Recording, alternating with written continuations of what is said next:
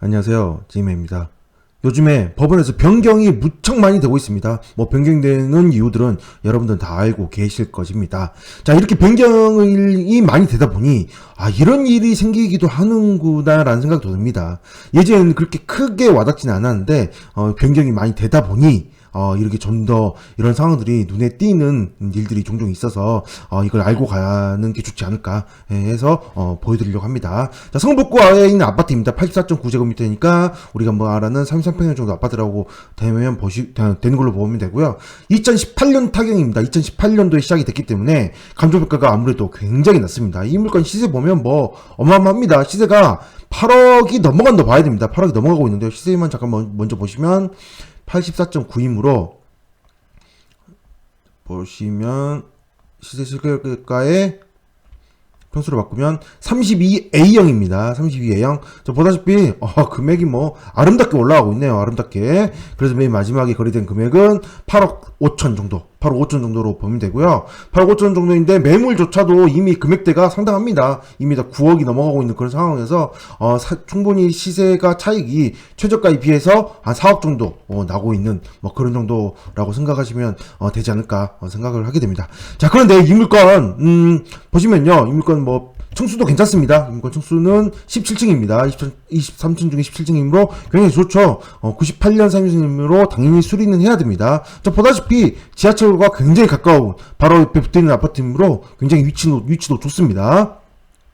자, 그런데 세입자가 있는데요. 세입자가 있는데 말소기준 권리인 근저당과 세입자의 전입신고일자를 비교를 하면 세입자가 전입신고가 빠릅니다. 빠름으로 대항력이 있죠. 당연히 대항력이 있고요. 세입자의 보증금은 3억 7천만 원이라고 기재가 되어 있습니다.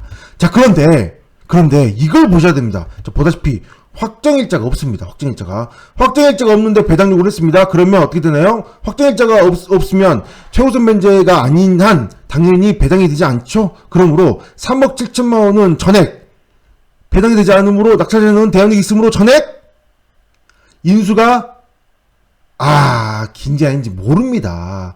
이거를 제가 꼭 얘기하기 위함입니다. 요즘에 많이 좀 헷갈리시는 분들이 많이 있으신데요. 경매라는 거는 첫 경매기일, 즉 이 첫 경매기일 일주일 전에 매각 물건 명세서가 처음 나옵니다. 7일 전에 매각 물건 명세서라는 서류가 나옵니다. 자, 모든 서류, 경매의 가장 중요한 서류인데요. 이 매각 물건 명세서라는 서류를 봐야만, 자, 우리가 흔히 전입세대 열람대역을 열람해 볼 수 있잖아요. 전입세대 열람대역을 열람해 보면 이 전입세대 열람대역에 이 전입자가 언제 전입되는지를 알 수 있고요. 그 다음에 현황조사, 법원 조사관이 현황조사를 하러 갔을 때 이 현황조사서에 어떤 사람이 전입이 됐다라는 내용을 알 수가 있습니다. 자, 이런 내용들이 나올 뿐인 것이지 외부에서 보여지는 세대 열람, 현황조사, 감정평가, 등기 이런 내용들만 나올 뿐인 거지 실제적으로 세입자가 배당 요구를 했는지, 얼마의 배당 요구를 했는지, 계약서는 제출이 되었는지조차는 이런 서류에 나오지 않는다라는 거죠. 이런 서류 어디를 봐야 돼요? 당연히 매각 물건 명세서를 봐야 됩니다. 이런 모든 서류들을 다 합쳐서 첫 경매기일 일주일 전에 7일 전에 매각 물건 명세서라는 서류를 나오게 되고, 이 매각 물건 명세서 안에 세입자가 배당 요구를 했으면 배당 요구를 했고, 세입자가 계약서를 제출했으면 계약서에 계약 날짜가 아니라 전입신고일자, 확정일자, 그리고 계약금 이런 내용들이 써 있는 거죠. 비거란도 이렇게 여러 가지 정보들이 나오고요. 그러므로 반드시 매각 물건 명세서를 봐야 되는데요. 자, 이 물건은 변경이 된 날짜가 이 첫 경매기일이 되기 전에, 일주일 되기 전에 이미 변경이 돼버렸습니다. 이게 지금 사서 옥션을 보고 있는데, 사서 옥션에는 이때 만약에 일주일 전에 매각 물건 명세서가 나왔다면 이 매각 물건 명세서를 저장을 해서 가지고 있습니다.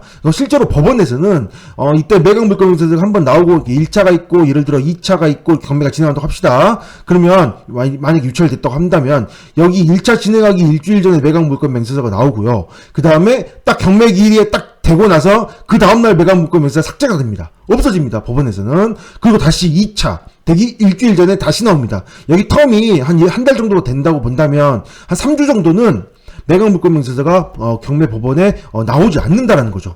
그거를 사설 옥션에서는 다운받아 저장을 하고 그 저장된 정보를 보여주다 보니까 매각 물건 명세서는 항상 나와 있겠구나라고 생각을 하게 되는 거죠.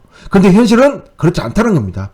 첫 경매기일이 되기 전에 이렇게 변경이 이루어졌다면, 즉 매각 물건 명세서가 나오지 않았다면 현재까지도 아직 나오지 않은 거죠. 1월 25일이므로 18일이 되어야만 1월 18일이 되어야만 매각 물건 명세서가 나오게 됩니다. 그 매각 물건 명세서에 바로 이 세입자의 확정일자가 써있을 가능성이 굉장히 높다는 거죠. 왜 높냐? 그 이유는 여기 문건 송달 내역을 보시면 법원에 접수되는 모든 서류들을 볼 수 있거든요. 자, 보시면 여기에 있습니다. 자, 2018년 2월 27일 날 임차인 김씨가 권리신고 및 배당 요구 신청서를 제출했다고 나와 있습니다.